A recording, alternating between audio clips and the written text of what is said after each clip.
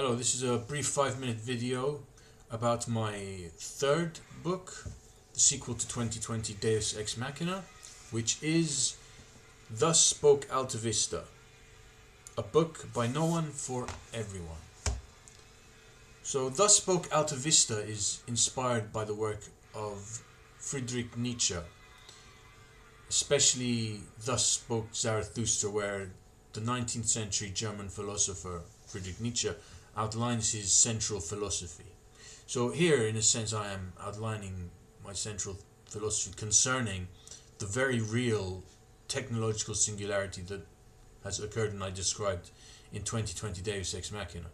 So the theme here, in a sense, following on from Nietzsche's work, is the so-called death of God. So once again we have this theme of the death of God, but this time it's due in part, as we can see from the technological singularity of 2020, due to the supercomputer. So the supercomputer becomes the central theme of Thus Spoke Altavista. The supercomputer is this cultural shift. It was in the 70s and 80s something that would be reduced to an engineering challenge, but today I think it's the supercomputer that is driving a lot of the changes that we see with AI, with this cultural shift, with this societal change that we have been witnessing. So once again, the supercomputer becomes the central theme of this philosophical fiction. And that's what Thus Spoke Altavista is. It's a philosophical fiction, much in the same vein as Thus Spoke Zarathustra. So the central character, instead of Zarathustra in this book, is Altavista, who is a Persian sage as well. So we have the central character who in his life, in his thought, in his work, encounters, in a sense, this technological singularity, encounters this change due to the arrival of AI, the changes that we're seeing in the workplace, the changes that we're seeing in our cognition of the world. And in response to these changes,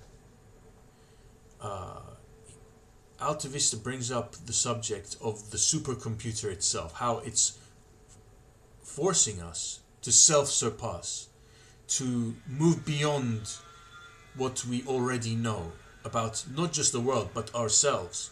So to become something beyond what we recognize as being ordinary humanity. So the characters that Altavista begins to cajole, to communicate with, are these, what Nietzsche would describe as the so-called higher men. And here, in this book, Altavista encounters an ensemble of 3 characters who I've drawn from Andrei Tarkovsky's 1979 film Stalker, and the characters are a writer, a scientist, and a priest. Now these characters who Altavista encounters represent different facets of the human condition. The writer, who is very thoughtful and in a sense tries to interpret his worldly experience. The professor, who turns to science and believes that science provides the answer, whereas the writer, as I said, is more artistic.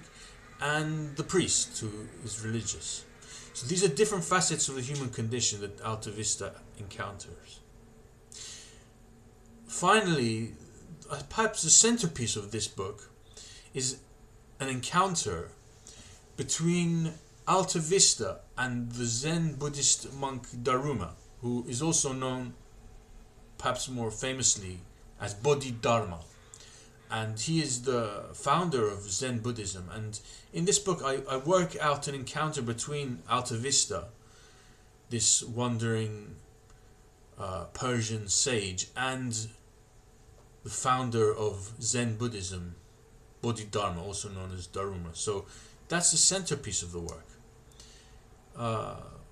All in all, the work has different aspects and I recommend it. Thank you very much indeed.